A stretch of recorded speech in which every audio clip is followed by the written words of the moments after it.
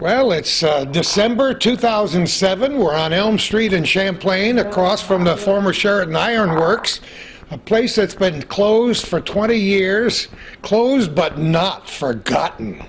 And we're right here talking to the Clarks, whom we've talked to so many times before, Robbie and Lucky, about their lighthouses. But did you know that Lucky started work at Sheridan Iron Works almost the day I was born? I'm not sure what the exact date was, but at least it was 1937. Was it? Was it in December? Oh, we came on the exact day? I'm more than excited. I walked into their shop here, and you know how we love toys? Everybody, little boys love trains, and they love lathes, and all kinds of equipment, and I had no idea that these guys had collected all this stuff from Sheridan.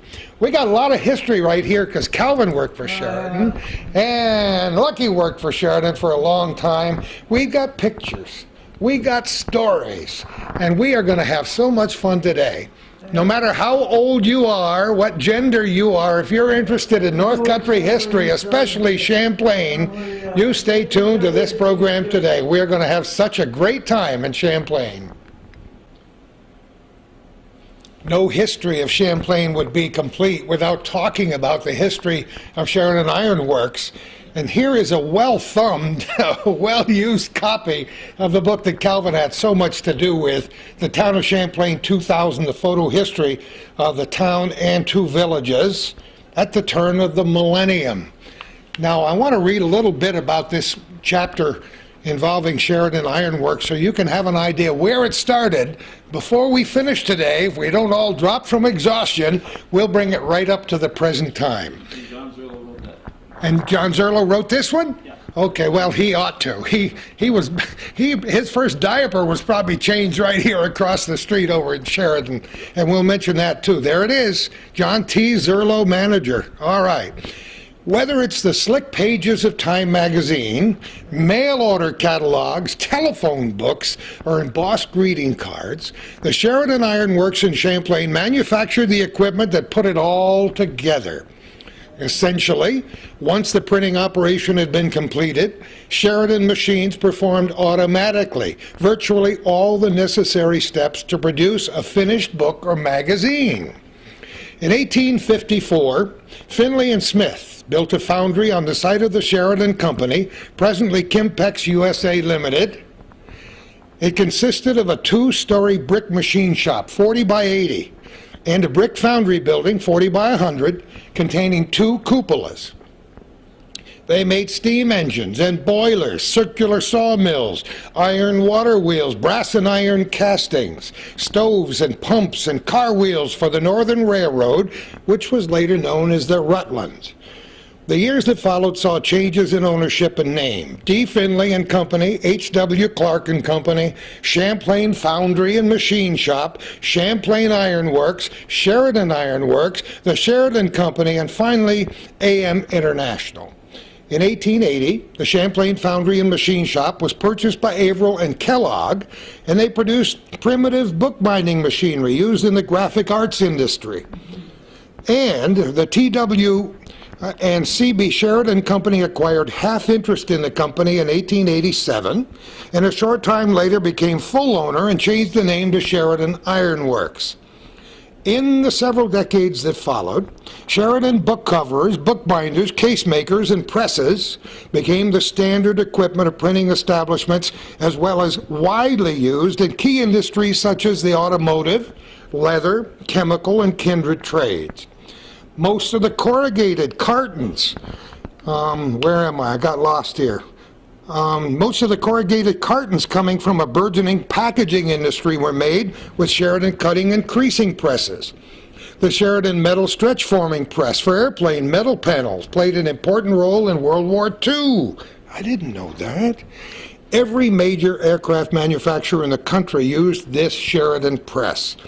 It may be truly said that almost every American of the period came in contact with products which had passed through the Sheridan machines made right here in Champlain. Amazing history.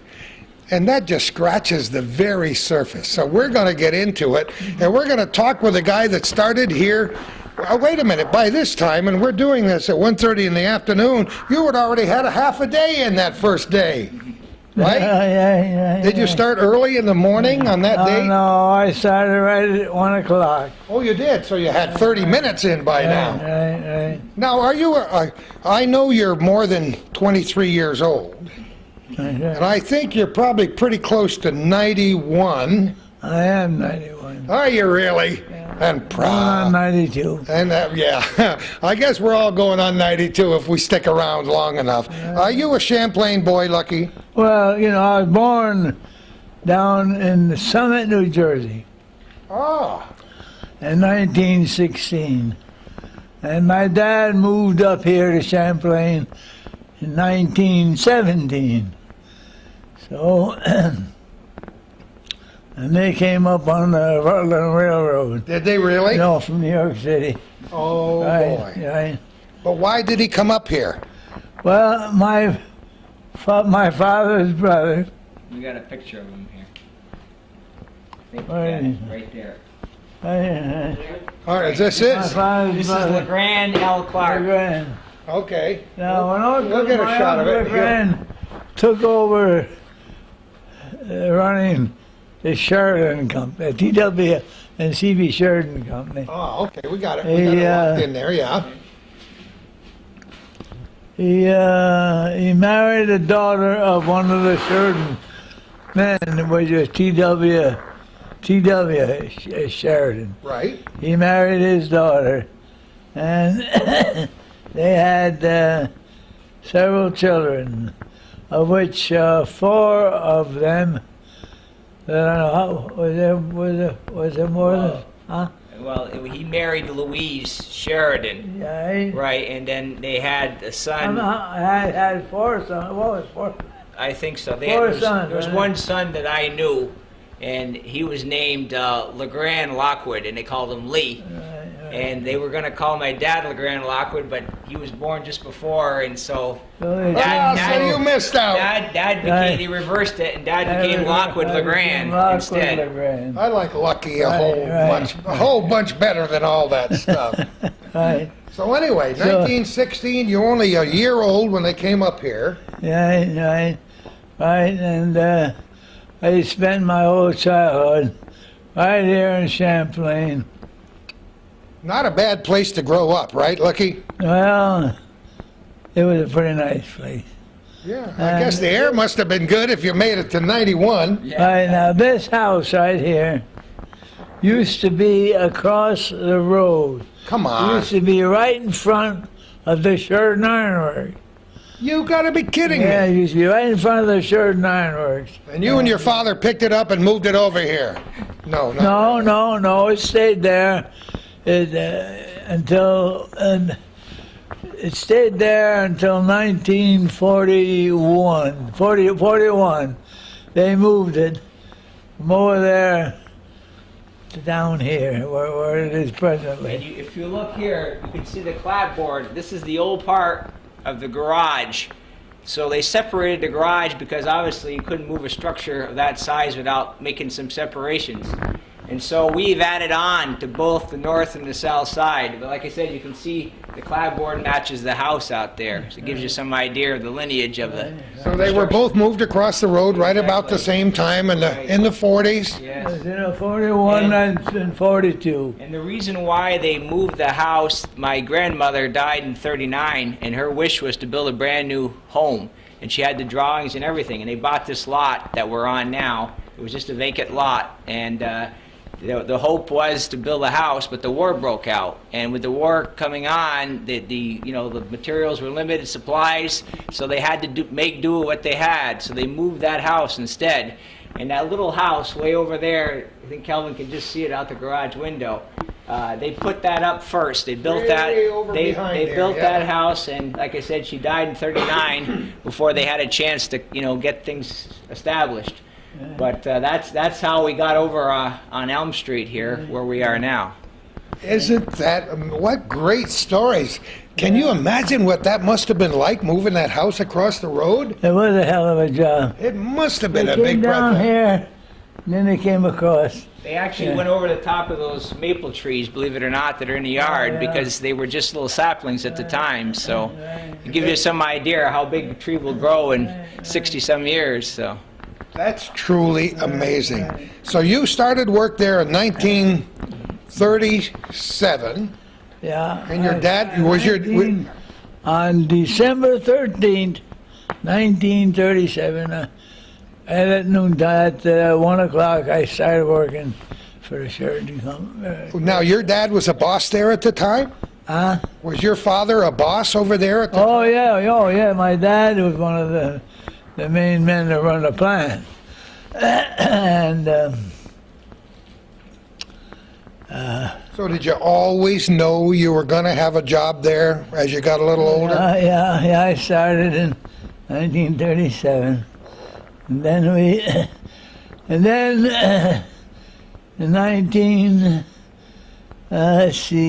1938. They had that was the time in 1938 they had a big conditions throughout the northeastern part of the United States. it's a big hurricane. Oh, big the hurricane. tremendous hurricane, Yes, that's right. I was very young, but I remember it struck down in Westchester County where I lived when I was just a little tiny kid. That's right. And that's when I started working on the 19th day on the 19th day. Yeah, 13th day of December, 1937. 37, right. Did you do a lot of different jobs while you were there? Well, I started out learning how to run a milling machine. And I was probably working I started in 37. So 1938, Miss Jack Zerl came to me. Now we're getting to Jack Zerlo with his stubby cigar. That's right. He said, I want to move you over and you can start working with Ben Dame. He says... That's another familiar name. Right. I said, well, Ben, he says, he's working as the head of the welding department, and I want you to become his helper over there. So I went in, I remember starting in there. He had another fellow working with him. And the fellow wanted to work out in the machine shop. So I took his place. Well, anyway. Now, you're only about 22 years old. I was 22, right? Right. And So on my 23rd birthday, before my 31st birthday,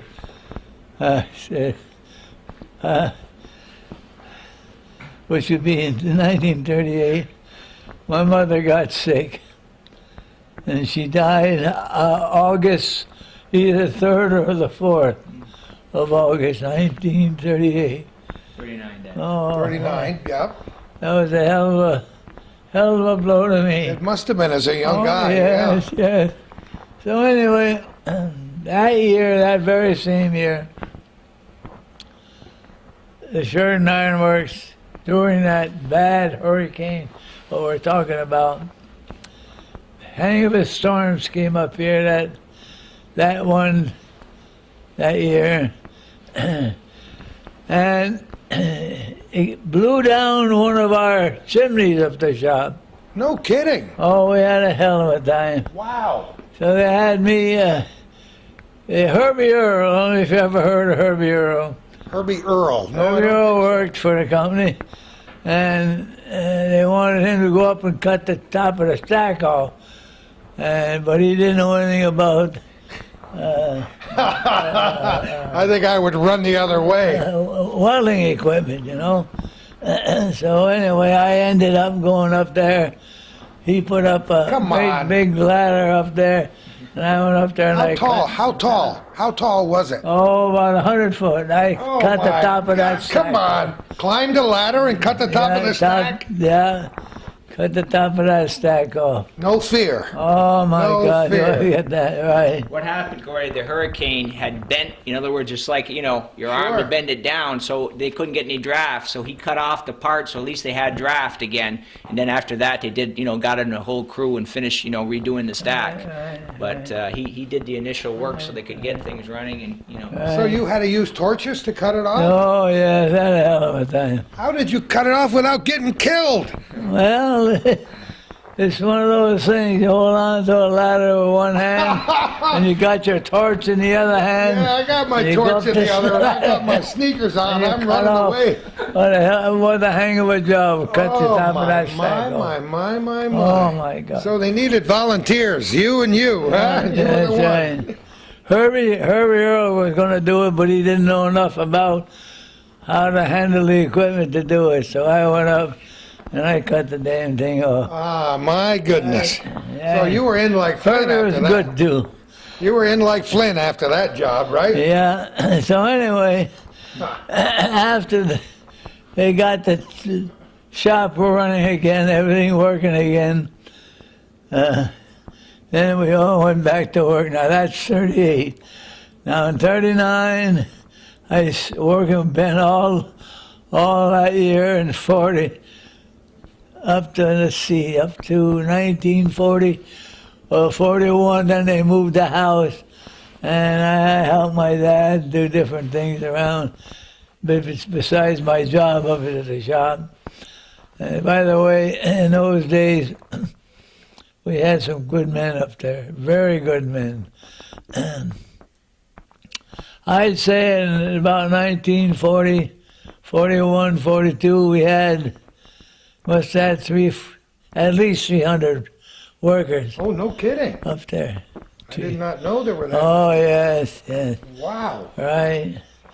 So, as I say, in 41, they moved that, and then in 42, they decided to put up another building up the shop. Now, Rob, get that. Let's go out there. yeah, we got some different pictures. Where's that I don't book? know Where's if that you book? wanna tie those in now. Oh, okay. I don't know if we got Okay, it. yeah. Right. 1943. You have so much stuff, not only equipment jam-packed into these garages and shops, but photographs and drawings and plaques, memorabilia. We got galore. it. Yeah, we got a lot of This stuff. has been a lifelong thing for you, too. It has been, yeah, because like I say, I was, grew up right here across the street from it. 1943. So Isn't that amazing? 1943 was a good Right. year. That's I was in first grade. Ernie.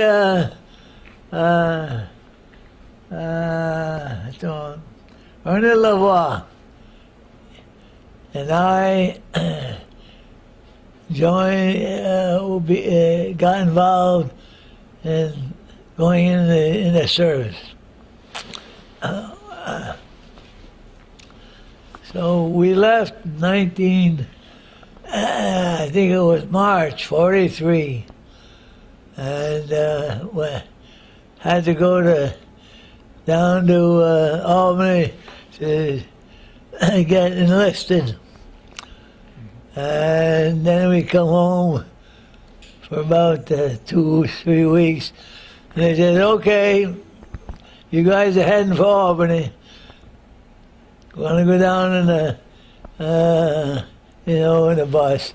So we got to Albany, and they took us and they sent us out to Chicago. There was a training station, a big training area out there, and we both got involved in it. We went in both as machinist mates. Oh, really? I I wonder why. Yeah, that's right. Good Went in choice. both Yeah. machining mates. And then we got put into the service. It started out then. We went through training in April and May. We went through training. Then we came home for about a week, and then they said, "Okay, you're going back to Chicago." So we got on a bus and headed back to Chicago. And then they sent us from there right out to San Diego, California. And in San Diego, California, we worked on, with different machinery, setting up stuff, and working in the machine shop. And then, I think it was in November or December of that year, 43, they said, look, you guys, you got to go through more training. So they sent us up to, I guess it was San Bruno, California. And we had to go through some more training. And at that point, they decided, Ernie said he wanted to get into the machinery, and I wanted to get into the machinery end too, but I had trouble with a couple of teeth. Oh, they said, we're going to have to put you into a special group so that you can get them teeth fixed. So, yeah, in December, Ernie took off and he left California and he went directly over to Hawaiian Island. And he stayed at that air base, I think, all during the war. In the meantime, I got my teeth fixed and they sent me over into another group to get ready to go overseas. So in January of 44, I was on my way. We didn't know where in the hell we were going. We got out there in the Pacific. First place that we hit was the Hawaiian Islands. After we hit the Hawaiian Islands, they put us into a special ship, and we went to Anahuac. From Anahuac, I went, I'm trying to think, 2 or 3 other small bases. And I ended up over in Guam. And boy, I went there to join my group, and they said, no, you're not going to be working in the, you're not going to be working with a machinist group. You need a lot of people working in the welding, he says, and you're going to go into ship repair, he says. I said, okay. So I got What choice did you have, right? I got involved in ship repair. Oh my God. We worked, I think a year and a half or 2, from 44. Yeah, worked for almost 2 years, just working on ships. These great big ships that come in, they were either half of the ship was cut off or something had to be repaired, or Destroyers and destroyers and all aircraft that, carriers. all kinds of problems. And I remember, God, all the darndest things, and it was hard work for us poor guys out there. And I feel sorry for you right now. A lot of these ships are broken right there at the base, and they couldn't get them going. So we worked from there. We'd go out maybe 4 or 5 miles out at sea and get these boats going, getting them all fixed up. What the hell was I? That went on and on. That went on for going on 2 years. So, I think in 1946, I come home.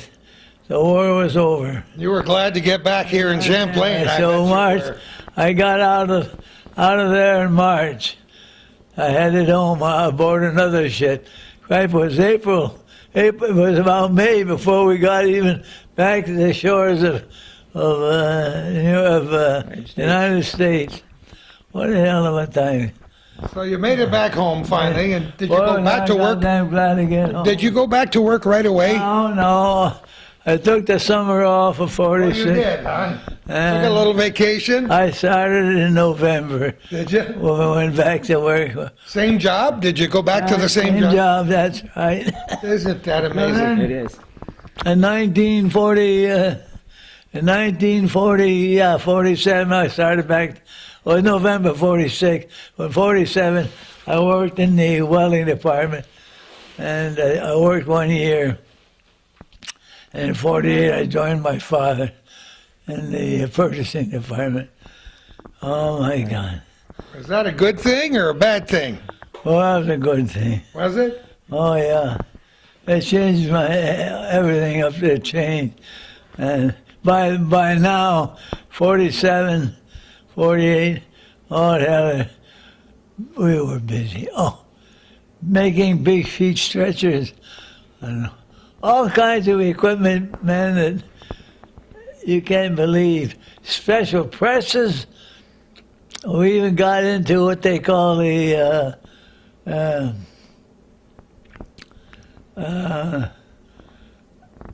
during the war, Sheridan got involved with a lot of machinery that was used in aircraft. We made parts of the wings, we made parts of the fuselages, all parts of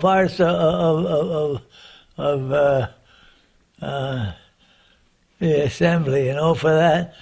And we made these special machines that were used in aircraft, all aircraft companies. For Boeing and Hughes. Boeing's and that. They were known as sheet stretchers.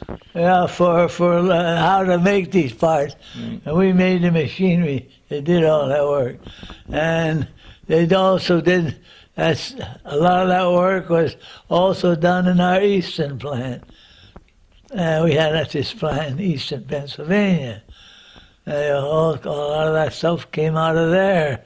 Oh my God, we were busy people. I bet you were. I just want to pause for 1 minute to let people know that we're talking with Lucky Clark and his son Rob, and I'm getting an education here. Oh yeah. There's a lot to learn. I want to show a picture over here.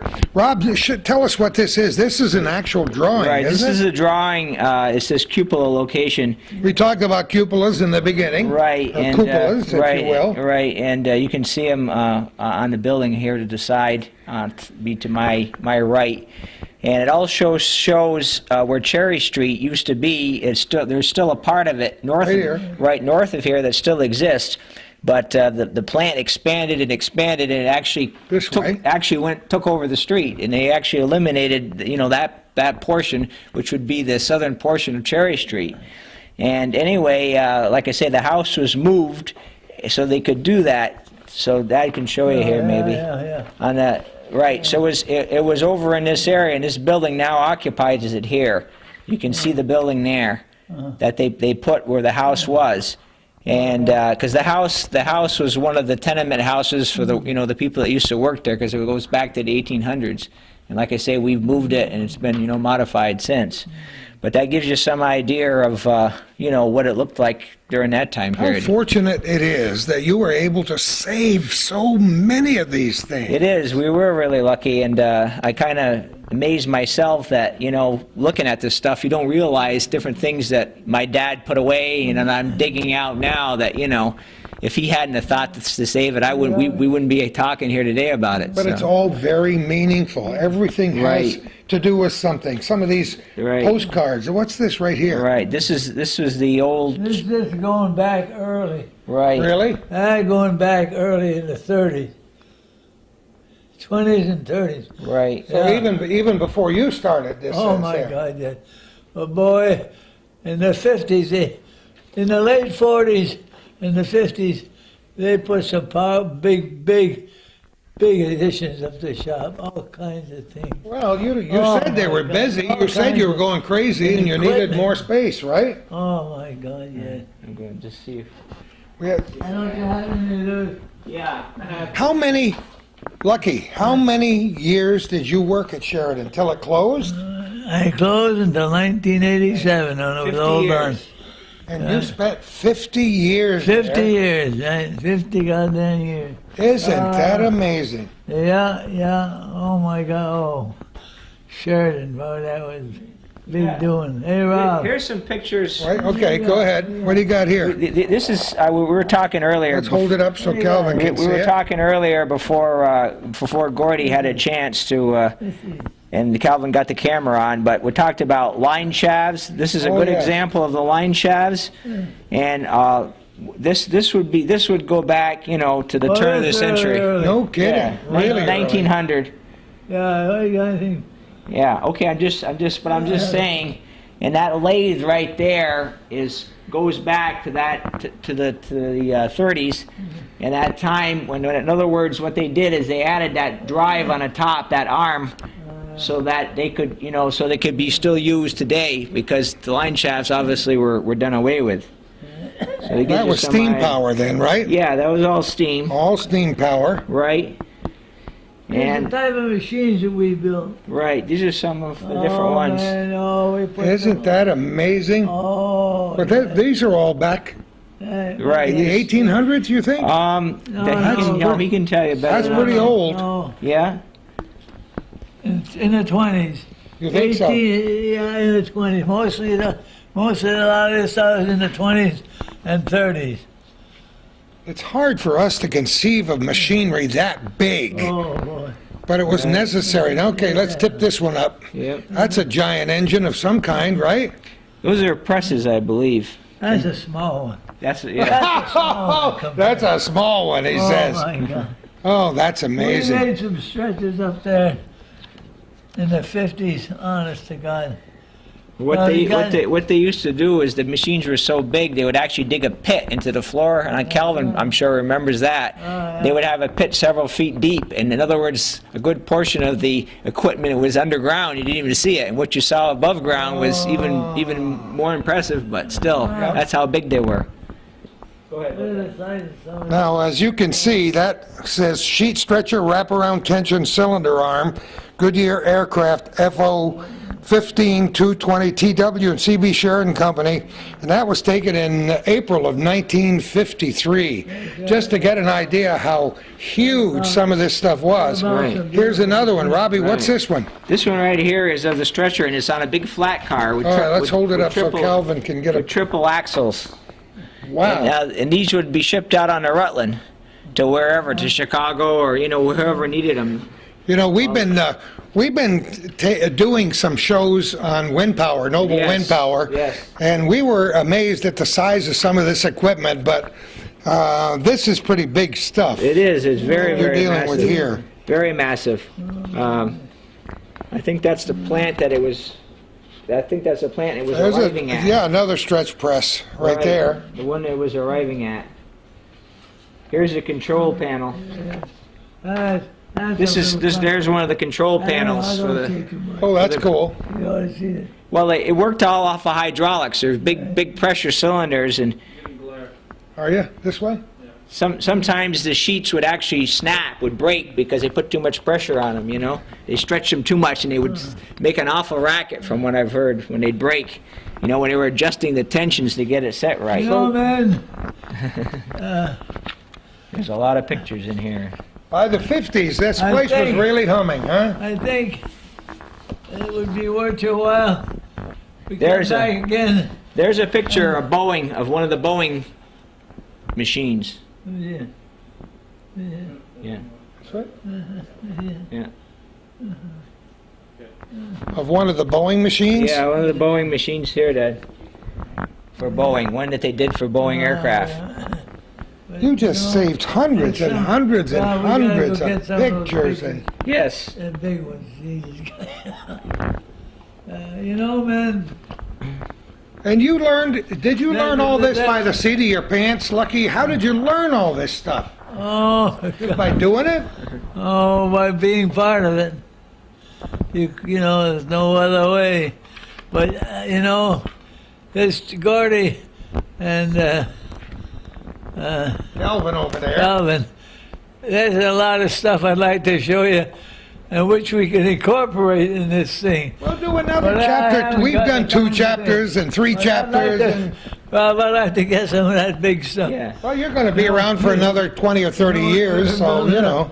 I know. Well, I try to take, give them just a sampling. A little Just bit of just a sample. sampling here and there. And, Right. wait a minute, I want to show this plaque before we Yes, bury it. What is this from? Tell Okay, me, Rob. this is the plaque off of this water tank, and I'm going to hold it up for Calvin. Hopefully we can get. Now this was down on what they call a standpipe. That's the big water pipe and that goes up and down in the center. And this was riveted on, and a good friend of ours, Bob Morgan, was thoughtful enough to go out and rip it off and save it for Dad.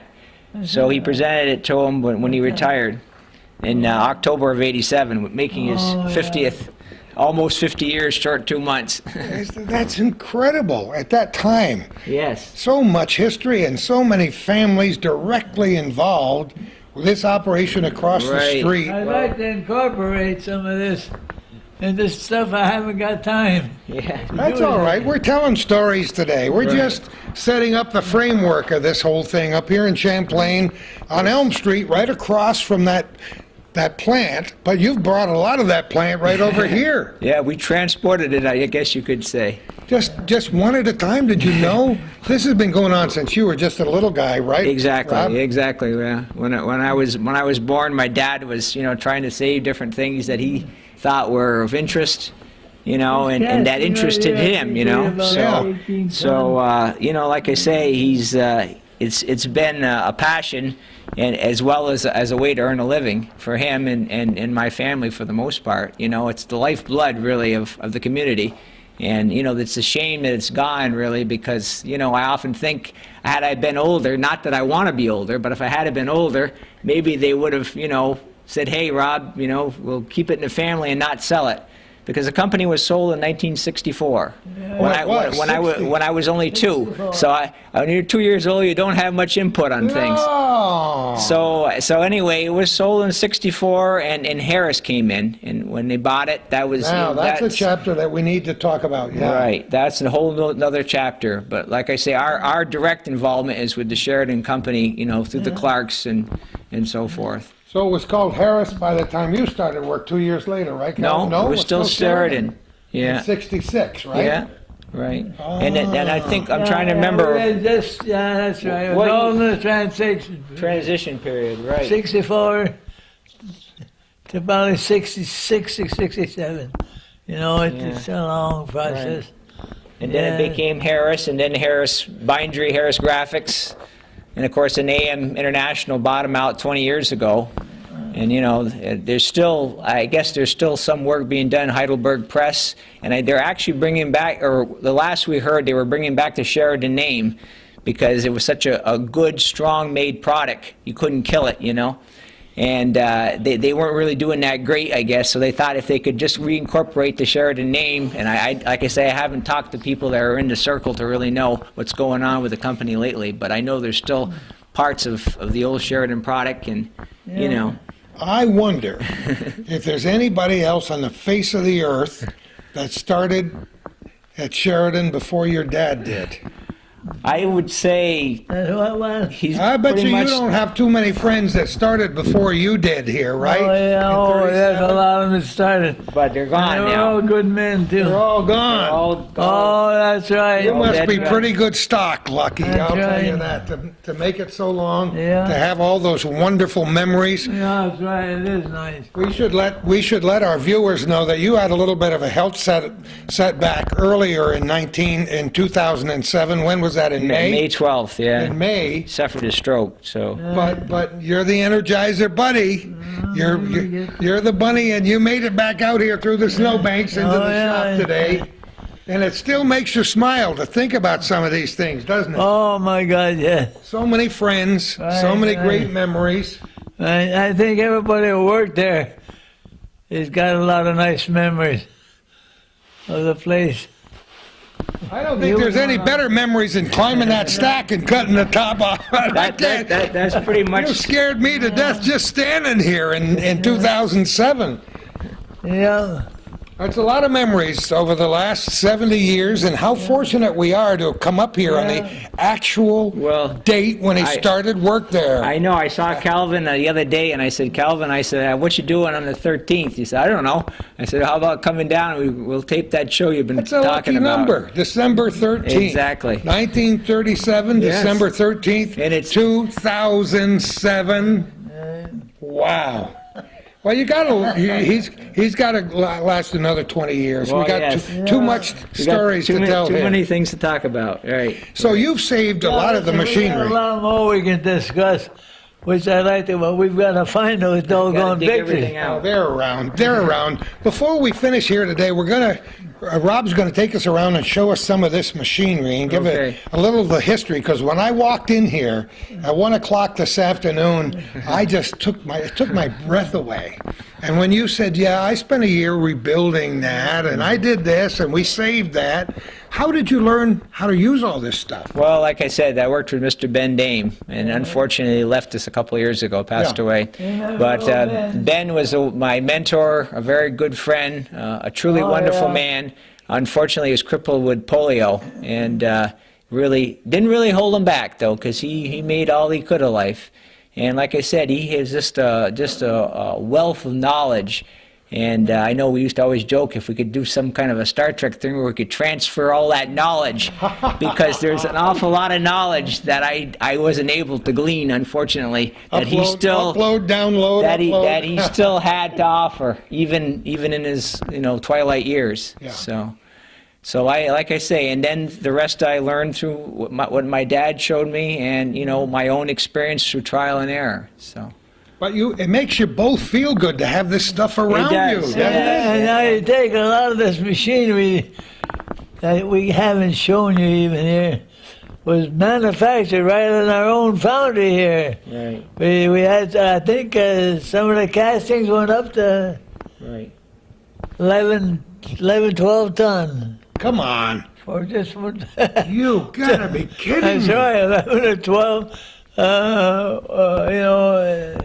Right. tons. I said to Rob, how did you get this stuff in here? And he points up here for these big steel I-beams in here and all Right. kinds of chains. Right, right. Now this crane here, this is actually Sheridan stock.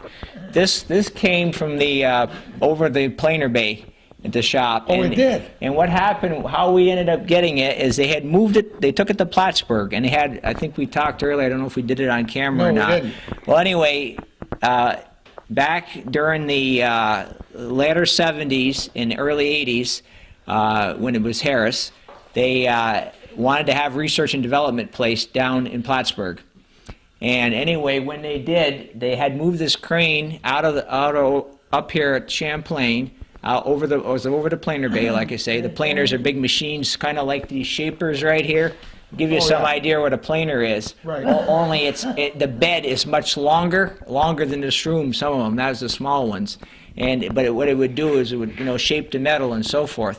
But anyway, and so they weren't using it. They brought it down there and it was laying outdoors. And so we ended up buying the thing. We got it up here, and I added an extra H-beam on the other side where this trolley is, so that I have just a little extra. I can't go much farther. Yeah, go ahead. I can hear you. Right. So this is what they call a chain falls. Yeah, oh yeah. And it goes up and down, raises and lowers the hook. And that's a 1-ton capacity. The other one on the other main I-beam is a 2-ton capacity. So anyway, between this crane here and whatever, we're able to move things around. And like I say, what's nice is we can reach virtually every corner of the building with it. So. How much time do you spend out here? Oh, as much as I can. Do you? Every day? Well, pretty much. Remember, I'm still lighthouse keeper, as you might recall. Oh yeah. I hope our viewers got a chance to see the programs we've done. At least how many on lighthouses? I can't even remember. 3, and you guys have 2, right? Right. So that's. And so that's a busy time for both of you. It is. Yeah. So like I say, obviously things get neglected sometimes here because because there's only 2 pairs of legs and 2 sets of hands. But like I say, we spent a lot of hours, especially when Ben was alive. I learned all I could from him. And before he passed away, I have his little lathe that he bought brand new. I don't know if Calvin can Well, get over to see it or not. He can unhook in a minute and we can get over there. Right. We're talking with Robbie Clark up here in Champlain on Elm Street across the road from Sheridan, where they have a great deal of the equipment that came from across there. And you mentioned a guy named Dame who was a teacher and mentor, and you got something that he had his hands on. Right. This Ben Dame bought this lathe brand new. I believe it was in '37.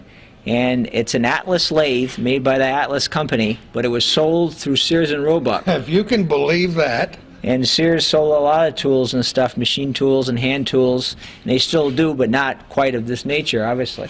And anyway, Ben was a real craftsman, and he actually made a lot of the attachments that went on it.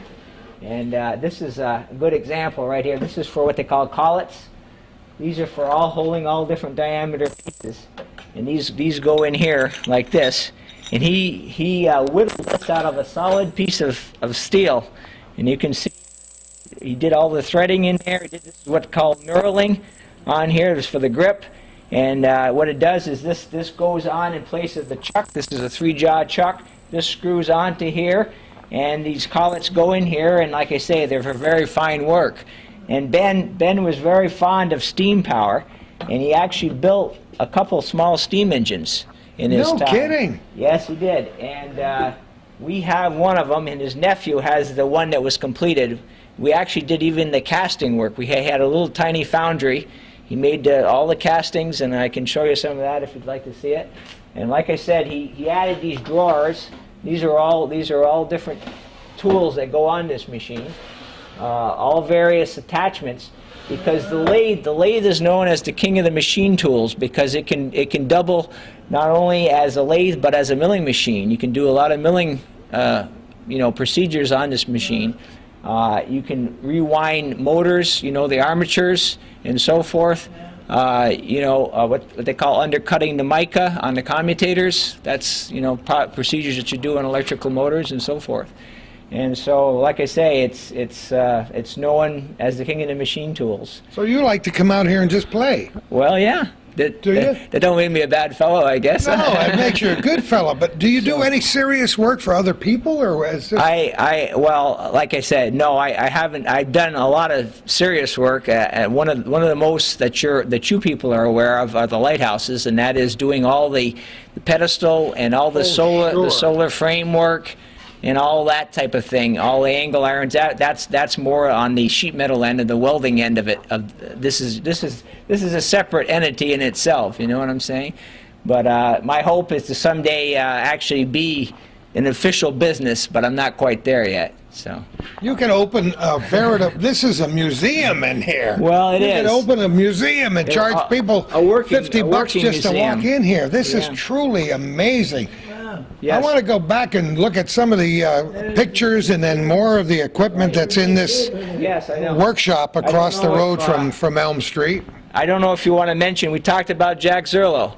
And, sure did. And I want to. You can't talk about Sheridan without talking about Jack. I want Zerlo. to talk about Jack because Jack passed Let me away. Get over on this side right here. Yep. Jack passed away, I believe, in 1977, if memory serves correctly. And anyway, I graduated high school in 1980, so that following spring, about 81, I acquired this lathe from his widow, Louise Zerlo. And this was at Sheridan. This is something they didn't use, and Jack liked to play too. When he was not up there, he was only manager, but he liked to whittle on things. And so this was his lathe, and ironically, it's #1 on it, and that's the old Sheridan green paint. John would say yes, of course he was #1. That is the Sheridan green. And yes, and that's the actual green of the machine, the colors that they had, green and yellow. That was their paint scheme. Ironic, the Rutland Railroad used the similar colors, so it kind of ties in, but there was no connection. But at any rate, what's good about being #1 is actually it was my first lathe that I ever ran or used. Was it really? Oh, right. boy. So like I say, I left that one on there because it has quite a lot of meaning. So. And all this, most of this stuff still works, right? Oh, definitely, yeah, sure. See? There you go. The proof is in the pudding. Yep. So you like to make things, Oh, right? yeah, well, you know what happened is, like I say, when I was younger, there's different things you wanted, and, nobody could make it, or if they could, they would want a fortune to do it. So I said, well, hey, I'll make it myself. I can do that. I can do that. All It can right. be done. Let's go back and look at some pictures Okay. before we move along. All right, let's do that. All right, Lucky says we got to talk about this machine over here. That's quite a machine right there. Tell me about it. Well, they made about 50 of them, and they went on all great big aircraft carriers, and was used to do work where they wanted to make repairs. That machine would be right down in their system where they do all the work, and all these big aircraft carriers and all the other machines use these kinds of machines. So these machines were on a lot of the aircraft carriers, some of the names we'd Yes, be and on a familiar lot with. of repair ships. Aha. Now, Oh, yeah. now, Robbie, you were showing us a little bit about these. Right. Explain what you got in your Yeah, hand I'm gonna and the do Sheridan that. over there. Right. This machine was made right across the street, and Paul Lavoie and his brother Nazaire Lavoie, which they had the two houses right next to us, Yeah. and they're kind of rights and lefts, if you ever noticed. Anyway, they used to assemble these machines, and with their father, and like I say, every nut, every bolt, every single thing you see was made right across the street. And what I'm holding in my hand right now, this is 24 inch. In other words, that's the length of the stroke of that ram that comes out a whole 2 feet back and forth. They made them up to about 3 feet. And then after that, they went to what they call planers, because they had to, obviously they had to go to a different format. They just weren't practical. But these are the small versions of the planer, or what's known as a shaper. And anyway, like I say, they had a foundry, as you all know, and in that foundry, they had patterns. And patterns are like what you see up on the wall up here. Yeah. And what you'll notice is there's countersunk screw heads right here, and they go in, and these were set into the wood, and then in turn they were put into the sand with molding sand, and they would impact around it, so they would take a perfect imprint of this right in here to go into the cast iron when they made a pour. And that's the one that Calvin can't see it too well because it's on But it's on the other side, the back side of the machine. This one here is on the front on the ram, and you can see. That's the exact one Right, that's the that was exact. used to mold this Yeah, machine. exactly. Right there. It's so neat that you have that because it helps to draw a picture. Exactly, exactly. You can make the connection. And what you see here, this number, this was done during Harris's time because this machine was used in production up till 1986. No, come on. That's right. They were doing some of the bars that go on. I'm trying to think if it was. You remember which machine it was? Those little bars. They were about 1 inch square. I got one in the other room we could look at. They were putting like teeth in it. Like a rack and pinion type of teeth of that nature.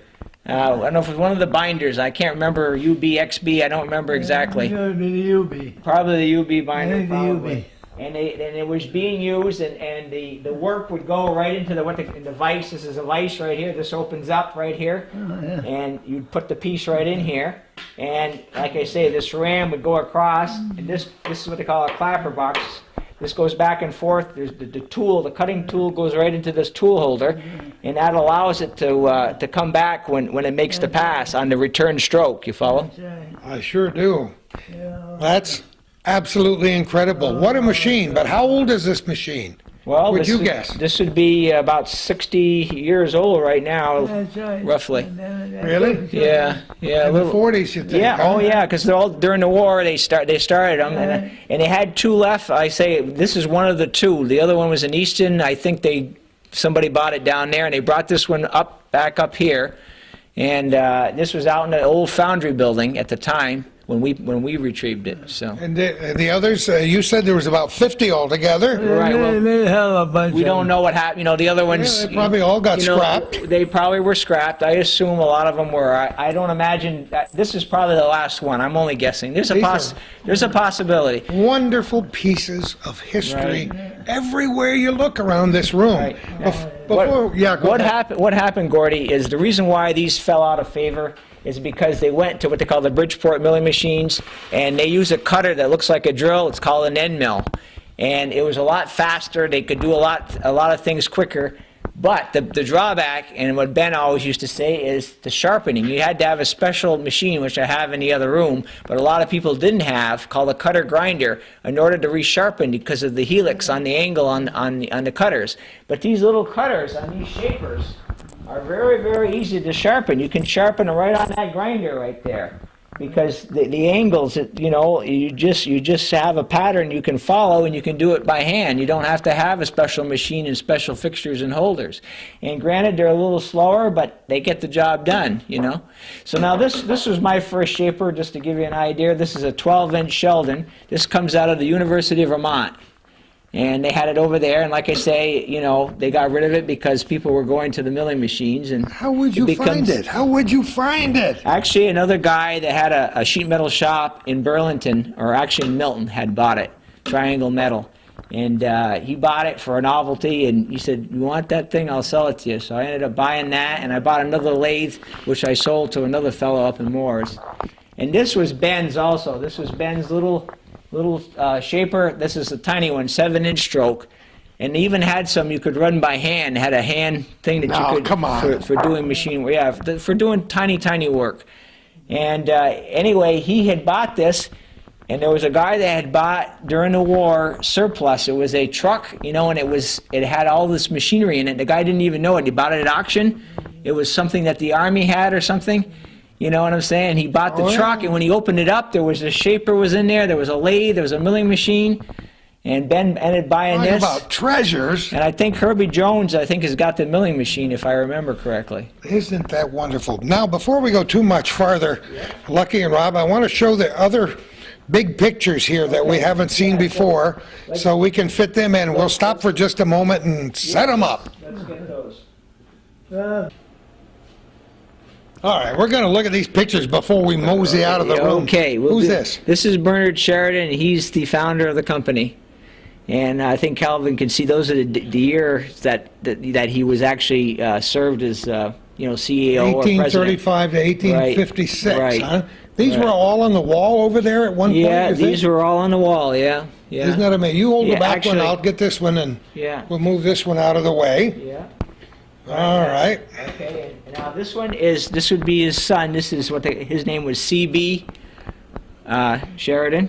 That's where the TW and CB, so that's CB. Okay. And, TW and CB, huh? right, All right. I think it's Theodore, and I'm trying to think I'm trying to remember the other ones. Okay, who's this? And this is TW.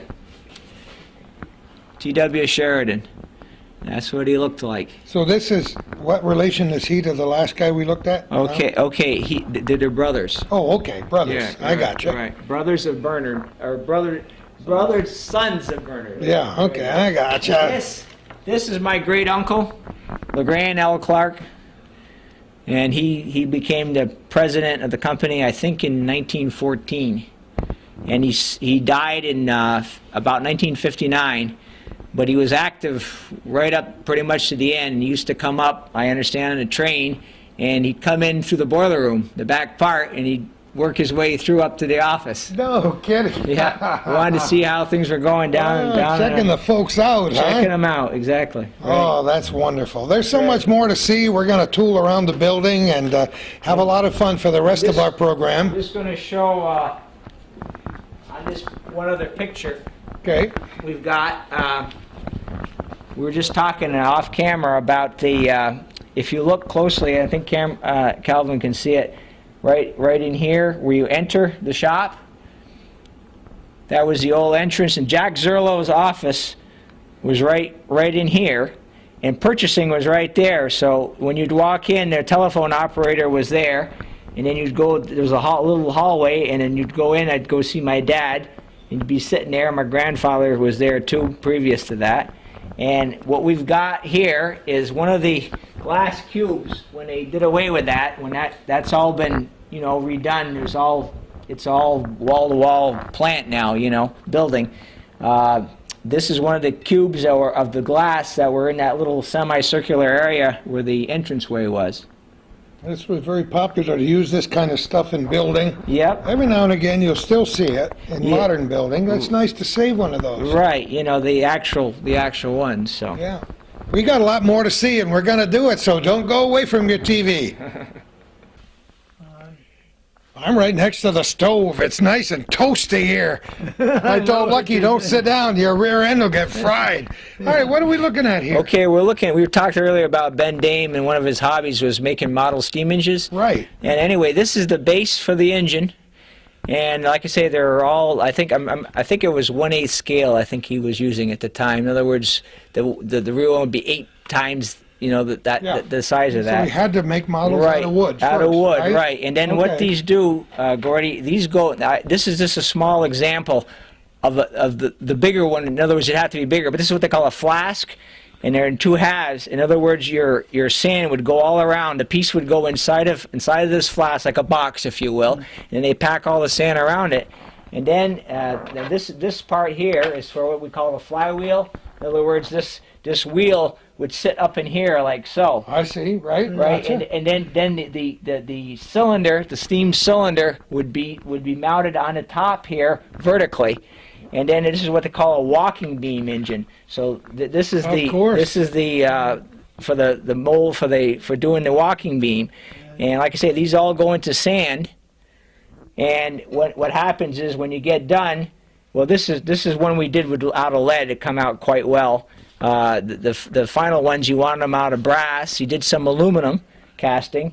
Now this is one that did not succeed. It was too much heat, and you can see where it blew out. You know, it just you know, blew right out, and so it's spoiled. And this is a brass one, and these are what they call the sprues. In other words, in the vents, and when you pour down through here, and it vents up through, and sometimes if it doesn't vent just properly, you know, it'll build too much heat, and that's what'll make that blow out. But you know, like I said, I'm not a foundry expert, but it gives some of the viewers a little chance to understand See what happens. right anyway, yeah. on a small scale, if nothing else. That's beautiful. All right, thank you. Okay. Oh, yeah. Let me just put this stuff back. We're talking with Robbie Clark and with his dad, Lucky. And maybe Lucky does apply, huh? I After think so. 91 years on the face of this earth, I think he's working aptly named. working 50 years for Sheridan Iron Works. We're in another part of the shop, and my tongue hangs out every time we turn around. You handed me a little bit of mercury here. Yeah, What's that all about? Do you recognize that from? All I recognize is the winged foot of Mercury, and I Right. don't know what it would apply to. Goodyear. Oh, no kidding. Right, we talked about Goodyear earlier in the other room. Oh, yeah. We talked about some of the stretching rotor stretchers and so forth. Right. And I don't think Calvin could quite see it, but these were all there again. Were used in the molding sand when they were doing the yeah, patterns. right, okay. And that was that piece like I showed you for the shaper. Only Right. this is the Mercury foot. Anyway, right above the crane itself is where that would have gone up on that particular pattern. Oh, the Sheraton sign up there, but you've got Right. patterns all over here. Right. Well, these are, like I say, these are some of the smaller machines. Like Dad said, there were some even larger, and you know, obviously we can't have the big ones because we got enough big stuff as it is. Well, you got cranes in here too. So Right now, well, I want to just tell you about this crane now. This particular crane came. We've all heard of William Miner. Yep, sure have. William Miner in Altona had a hydroelectric plant, the LaSalle station, I believe it was, and because it was McGregor and LaSalle, and this came out of that power plant, this particular crane, and anyway, we've modified it to fit in this building because it was even longer and taller. And when we bought the crane, it had been exposed to the weather because some of the kids had stole the copper off the roof, and the roof had all leaked. Oh my. I don't know if you've ever been up to see those old hydro plants, but they were really, really impressive. Miner was impressive in his own right, but at any rate, this is one of his cranes for swapping out the turbines in the hydro plant. They had to have something to pick those big turbines. You know, they sat vertically in a pocket where the water passed through them. And anyway, the crane was all damaged. We couldn't move. The wheels were all stuck. The water had run through. The kids had stole all the chain, all the hooks, all the chain falls. All that was left was the bare framework. And so anyway, and this one is a geared crane, as the one in the other room is just, you pull on it. There's no gear assist. But this, I don't know if Calvin can see it, but I see the gear. the back, that. So I mean, you can really do some serious work with it. It's made to pick up big, heavy things. But it dates back very early in the 20th century, right? Exactly. And Wow. the reason why we bought, or my dad got the crane, is for that steam engine that sits in the back that we're going to be looking at. Oh, back there. This blows. All this old equipment blows me away. We're looking at a snow thrower here that dates back into the Dark Ages. Yeah. Look at this thing. But still works. And you still keep it I cranking. still use it, yeah. You wouldn't want to be standing here looking in No. there when that auger's turning, I'll tell you that. As Ben used to say, if OSHA saw that, they'd fall into a stiff faint. And then to Calvin's right is an old This is one of the newer that's versions. a newer, all right. That baby's heavy. My dad started with Gravely in 1955. We've stayed with them all these years. They still are produced. They're still in Oh, business. sure they are. Yeah. And anyway, but now we're looking at the back wall here, and that's one of the house scales for doing the weighing in the foundry. They had to weigh different things when they do a pour. Oh, sure. You know what I'm saying? And that was made down in Rutland. They're out of business too, of course. And the black thing against the wall, that was the steam whistle. I love it. I love it. I'd love to hear it. I'd love to. I haven't heard it since '71, and I was the last one to blow that whistle Come on. on Armistice Day, which was Veterans Day, November 11th, 1971, I believe it was. I went up. I was too small. I was only 9 years old, and I wasn't tall enough to reach the cord.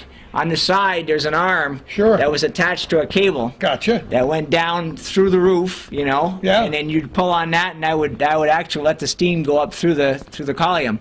So Felix Misek, you probably heard of Felix. Oh, yes. Felix was a night watchman. He was working. He reached up, picked me up, got so I could get up high enough so that I could pull that cord down and blow it. And they would ring it, maybe at noontime? At noon, five, and I don't know, did they do it for the morning too, Dad, or not? Yeah. In the morning also. Isn't that amazing? Right. Anybody who's ever heard a steam whistle knows what that sounds like, and Yeah. that's a real big one. What's the one next to it? Now the one next to it is one that was come from down here in Champlain. I think it was Bill Earl. You've heard of Bill Earl? Yep. Yeah, Yep. and they were the old canal boat people. And he had that whistle down there on part of his little place that he used to have. All long gone, unfortunately. Oh, boy. Well, there are many other things around this room. What's this right in front of us here? This is a power hacksaw, a cutoff saw. And Marvel is the name of the company that makes them. And they used to have, now this one is not one, but they used to have one like it at the shop. This came from down in Springfield, Vermont, at the tool plant down there. They had two of these in the tool room, the cutoff room. And in the cutoff room, they used that to do all the bar stock, the stuff like you see on the shelves here. Yes. All various materials. And they would cut them to length, whatever it need to be, pipe up to 6 inches in diameter. They had, this is what they call a 6A. They had another one called a 9A. It would go up to 9 inches. And that was what that was used for. Oh, my goodness.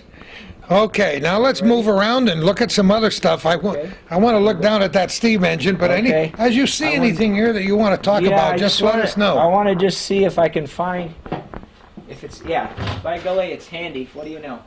We don't have to dig too deep. Remember, in the other room, I was talking to you fellas earlier about that shaper, the Sheridan shaper. Right. This is just a scrap piece that they were testing on, but this is what they were using it to make all those little grooves in there. For and like I said, one of the binders, I believe. Can you see it okay, Kelvin? Yeah, we can see it. Right. The little knurls. Right. And so that like I say, Oh, yeah, but sharp. right, yeah. Yeah, cool. But that gives you some idea if you can actually see something was. Is that brass? Yeah, it's actually an alloy of brass. It's got some copper in it too. Uh-huh. So that just gives you some idea of it's nice to see, how the things are used and where they're used and so forth. That's you an know, and opportunity that I haven't had before, and I'm sure many of our viewers haven't, to see how things are made out of metal, how machines are actually made. out of raw material, And right? You that start all out with- happened right across the street at that Exactly. long-term plant, Sheridan Iron Works, that goes way back when. Right. There are other things here that we want to look at, so we'll just change our positions in a Yeah. minute, okay? Fine. The up on the top of the crane there, in the craneway, that says Whiting 10 ton. Now that was out in the shop. That came from the shop. That particular, this design itself, and that's all porcelain. You know, like that baked enamel. And it was so black. It was out in the foundry. It was so black you couldn't read it. And after a lot of cleaning, it finally cleaned up. So, but actually, the capacity of that crane's about 20 tons. But you know, for our purposes, 10 tons is plenty. I would think so. That would lift me and a friend. All right, let's move along. Okay. All right, what's this that you've begun to uncover here? That's Right. beautiful. This machine is known as the #2 cutter grinder, made by Cincinnati, and this is a type of machine that you would use to sharpen the cutters that go into that Bridgeport milling machine or any type of a milling machine. Can also do what they call ID, which is inside diameter, OD, outside diameter grinding. And anyway, like I say, it's a very precise machine. It's also a very expensive machine if you had to buy it new. And I bought it used, and I'm currently reworking it. I've got the cylinder wheel head, as they call it, sitting on that bench over there. And I had, quite a bit to do to it, to get it back into operation again. But that's one of my winter projects there. How long will that take you? Will you have it done by spring, you think? That's a possibility if I don't get caught up with other Waylaid? things. Yeah. Oh, that's a beautiful. So you bought that somewhere locally? No, down near Albany, Mechanicsville. Oh, yes, I know where it is. Right, Appropriately named, Mechanicville, Right. yeah. Yep. So that's where that comes from. And so, like I said, I've it's a long process unless you got a whole crew of people working with you to redo it. Another thing too, where it was used down there, they have higher voltage. They have like 540, 440 volts three phase, and up here we're running 220 three phase. So I had to have the electric motor redone. Ooh, yeah, that makes perfect sense. So that it could be used here. Yeah. So. Oh, that's wonderful. I love it. Yeah. Always something going on, never a dull moment. Exactly. You're a very smart and able guy, and you've learned so much in your lifetime. Part of it just from hanging around with this guy right over here. That's the fella. Now, let's move down here because you showed me something that really got my steam boiling. Yeah. And that was a phrase that I chose very carefully. Right. What are we looking at here? Okay. Now this is a steam engine, and there was two of these steam engines that used to be in the boiler room of Sheridan Iron Works, and this one is known as an Erie Ball steam engine. That's the name of the manufacturer. The other one was called a Corliss, and the Corliss had an engine that was a flywheel with 10-foot diameter. This one is half the size, about 5 foot. That's big. That's big enough. It is big enough. And anyway, at the time, the Corliss, the generating part, which is on the other side of that plastic, which we can look at in a second, they burned out. The fields, in other words, something shorted out, and it would have cost them too much to repair it. And that was used up into the 50s, sometime in the 50s. No kidding. And they kept this up to 1968 in operation. I don't know if Calvin remembers it out in the boiler room at all. It's probably hard to... 58? 68. 68? 68. Do you remember it all out in the boiler room? I go through there once in a while, but yeah, I remember a couple big machines out Right. there. Well, that's where it sat out there. You can still, if you go today, you can still see the footprint basically of where it used to kidding? sit. Yeah. And they've probably painted over it quite a bit, but last time I was up there, you could still see where it used to be. And so anyway, they were going to sell it to a museum, and the deal fell through.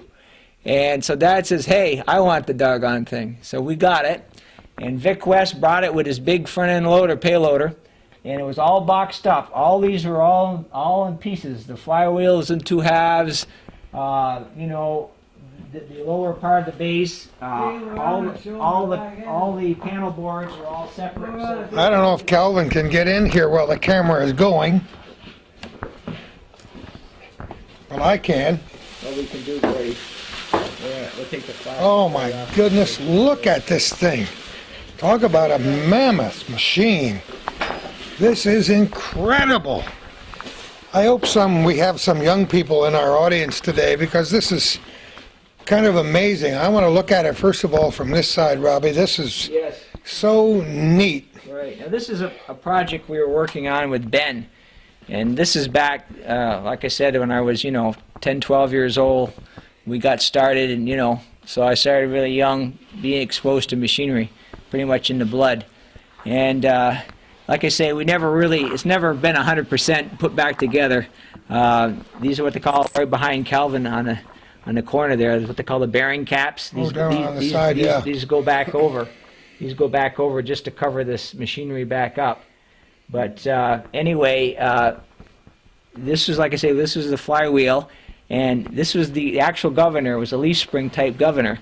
Ah, I see it And now. I didn't notice the leaf springs before. Right, and that's what controls the speed so it doesn't run Sure. away with itself.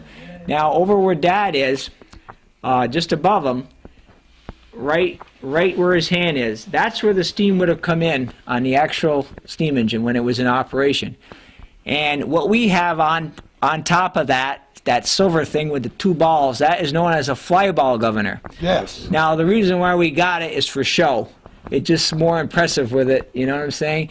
But the actual governor on this engine is what I showed you here, which is this leaf spring. And that one there, that came from the central Vermont, that governor, and it was used in their roundhouse over in St. Albans. Oh, no kidding. They had a little steam engine there, and it was used up into the 80s. Late 80s, about wow. 89, and they had it to run all the air, to circulate the air through the ductwork for their heating system. That's what that one was used for. However, this one, like I say, was used to generate electricity. And if you come over on this side, Well, we're trying. Yes.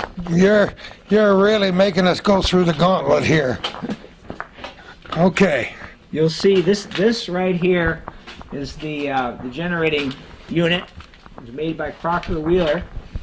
And the outer part is known as the fields, and the inner part is the armature, and the commutator is on the end. And of course, there's another bearing. There's another bearing Oh, over on this end, I gotcha. right? And then, remember, this is a direct current. This is DC. DC This current. is DC right. current. Now, if it could be used for AC, they have another unit called an exciter that they put on the end for doing the AC. But they control, these brushes are controlled in and out off this hand wheel right here. Cranks them up and down. On the other side, yeah. And what one would do when it's running is you'd look at those voltmeters and ammeters. Oh, that's all part of it? Oh yeah, these are all part of this is all part of the stuff that was used for, to regulate the power. And these big, what they call knife switches, right? Oh, Well, behind Gordy, I don't know if Calvin can see it. Try to pick one that he can see. yeah, he can These see are him. a big, what they call a knife Switch, yep. Right, when they would throw those in, that would, energize this whatever line they needed to be active. Now, when they were running the machines, if they had more, let's say they were taking a heavy chip in the metal, it would draw more current, so they'd have to have somebody, put out more power, depending upon what was going on. And obviously, there was an awful lot of equipment, they had to, there was a lot of stuff that men had to take care of and look after. So anyway, this one here went with, Over my shoulder, yeah. this one went with the coreless engine, as I remember, and this panel board over here was with this engine. So we happen to have the extra panel, and there's this one here, and the other knife switch is for what they call the converter, which we can look at when we go around on the other side, and that was what I was talking about. Southwick. Southwick's had a power mill up in Perry's Mills. It was water, it was hydro. And what they would do is they would transport the power by power line, all the way down to Champlain here, to the plant, and when it arrived here, it arrived as AC current. But then they converted it to DC current and to run their machines. And of course, in later years, it went to AC and so forth. That's amazing. Do you think this would ever be restored at some... Oh yeah, time? yeah, definitely, because maybe I don't It could be. What I'm saying, yeah, exactly. It's definitely a museum piece. I'm sure you've heard of, or may have even been to Henry Ford Museum. I've never been there in Dearborn. Yes, right, Greenfield Park. Yeah. Well, I've been. I have my friend Mark Boyer took me when he was out working for Ford, and that's the only place I've seen some of these steam engines of this nature set up so that people can see them. So you don't have to go 500-600 miles. You can see it right here in Champlain. So. I love it, boy. It would be nice that, in the future, even long after we're gone, that, people would, hopefully somebody will take care of this thing and as a part of history. Wouldn't it be nice if you could get an historical grant to get lots of people, knowledgeable people working to restore this stuff? That's right. Get in an operation, boy, I'd love to see it. Definitely. Over your shoulder, yes. You were talking about a traffic light. That's right, yeah. A green traffic light. We'll tell you the story about that. I want to hear all about it. That light was used, if you remember, we talked about where Cherry Street used to go. Exactly. And Elm Street, and we're at that intersection. And this would be back in the 30s, and Sheridan bought that light. And the reason why they bought it is because even back then, people sued, right? And they were afraid that there might have been some kind of a car accident, so they wanted a light that, would protect them legally, hopefully. So my grandfather was purchasing at the time before my dad was in purchasing, and he bought that light. And it hung there till sometime in the 40s when they put the expansion in, the Cherry Street was not as long as it is, but you know what I'm saying, when they shortened the street. So anyway, what happened is that Oral Parsons actually got the light. Oh, and that makes sense. Oral had it. They gave it to Oral, and so Dad saw Oral one day. He said, "Hey, he told him the story I told you." Yeah. He says, "Hey, Lucky, you want that light? You bring it home." So we got it now. Isn't that amazing? Yeah. And that was the first street light, to the best of my knowledge, in the town of Champlain. Yes. Wow. Yeah. Probably dates back, you said, to the 30s? I assume right in that time period. Yeah. Oh boy, this is all wonderful stuff. We're going to wind our way out of here. Okay. Get in a more stable place so Calvin and the camera go head over tea kettles. And we'll talk a little more, okay? While Calvin is here, just explain to him, this other panel that's painted a different color, silver. Over here. Right. This one here, this is a modern panel, and this is the circuit breaker. It's a little bit different than these knife switches. They went to the circuit breakers, and just watch your ears, it's kind of noisy. But that's when you trip the circuit breaker that you hear about. Mm-hmm. Well, anyway, now this was purchased after the steam engine left. So in the later 60s, they bought a diesel unit for standby power, and they eventually sold that and got another unit that was newer. But this went with that diesel engine. So we had the panel board for that because it's just a little bit modern. It just shows the difference between, then and now, more or less. What neat stuff. All right, let's get out of here and talk some more, okay? Okey-doke. Well, we finally got an angle on the Goodyear. Yeah, that's right. Yeah, it's kind of nice. At least you can see what we're talking about.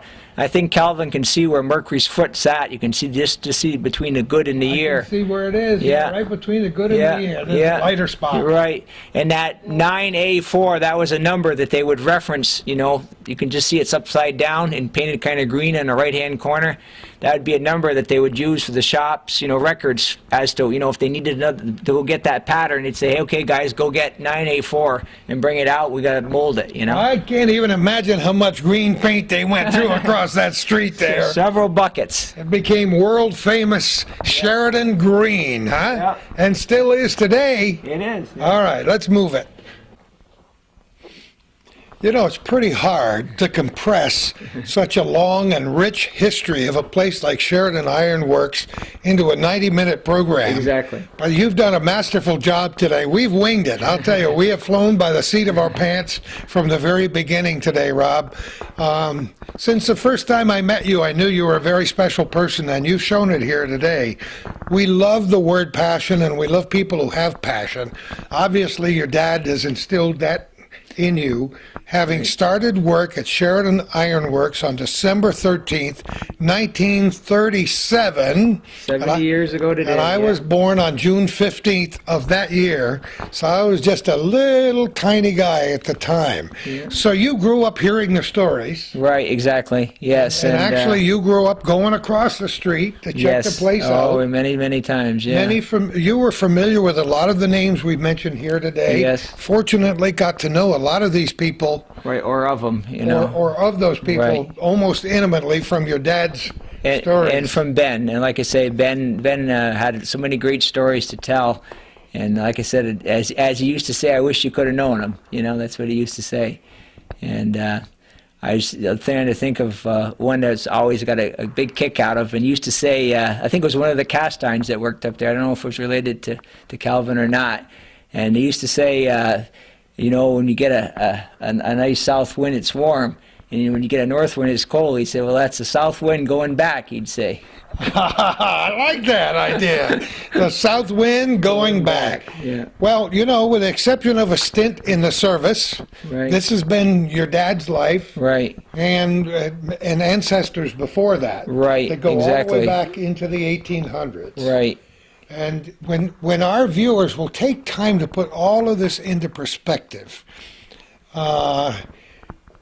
it started with your dad when he was born Yeah, basically. in 1916, and the exposure was always there from the time he was a baby, and that was transferred on to you. Exactly. To get some stories of his childhood, I will never forget.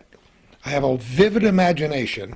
I will never forget your dad climbing on God knows what kind of ladder, 100 feet in the air after Yeah, the hurricane I know, of it's, 1930. 38, I believe. 38, and yeah. chopping the top of that stack Stack off off. with torches. Yeah, I know. And how he's still with us today is beyond what we can believe. It is true. It's very, very amazing, really. Just truly amazing and wonderful stories that you've had. And this is, when they say it's in your blood, It really is. it's in your blood, Robbie. The oil mixes with the blood. Hopefully your dad will give a good long life, and you will tell your mother that we're thinking about her and hope that she makes a speedy recovery.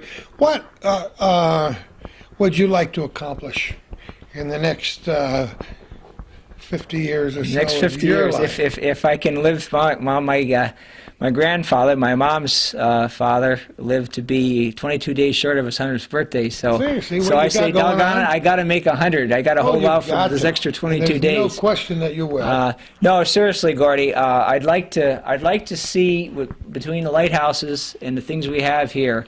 I'd like to be able to instill into the younger people that are growing up that there's a lot more out there than sex, drugs, and rock and roll. You know what I'm saying? I know exactly what you mean. And you know, and try to get it, you know, an interest in them in history. And you guys have done a marvelous job in your shows that you've done.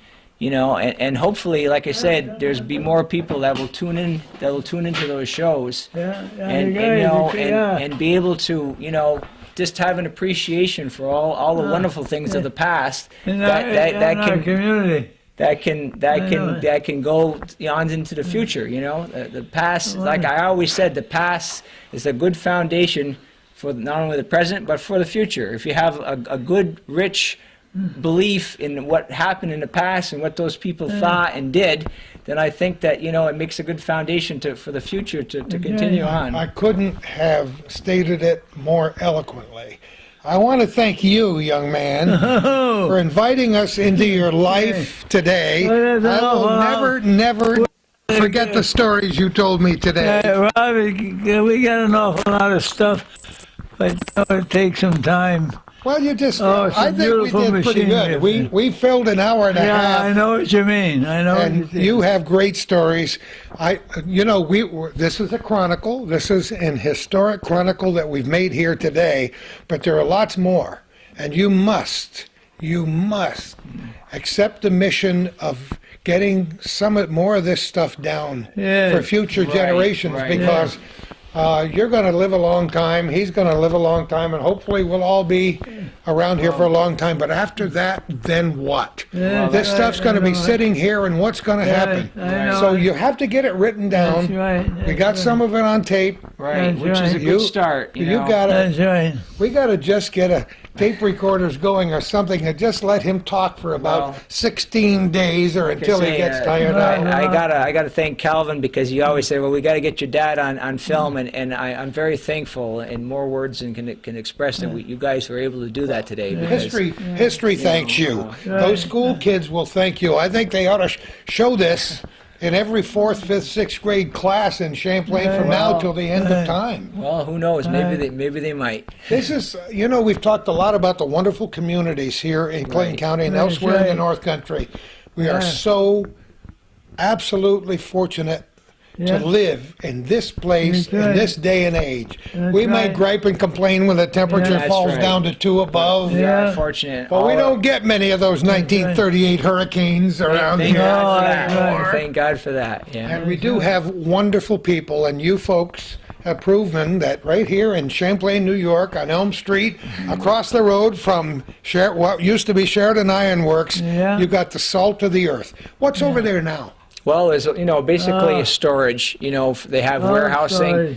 Affiliated custom brokers nearest to us right here when you leave the driveway. And, they have a lot of goods for Walmart. I know I see Walmart, all kinds of trucks. They ship internationally. It's basically just a glorified warehouse, if I can say it That's that right. way. And, what's sad is to think that they actually made all these fabulous pieces of machinery, and now nothing's really being made. It's just, That's right. the crane, if you go up there, the craneways are all blocked off with cinder blocks and stuff, all Yeah. petitioned out.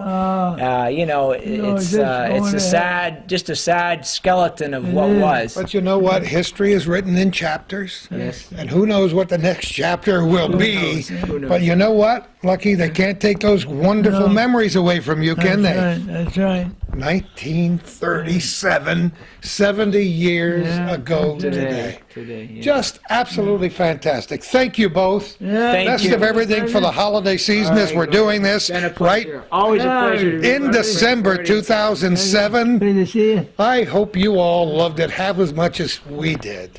And who knows where we're going to be next time for our little corner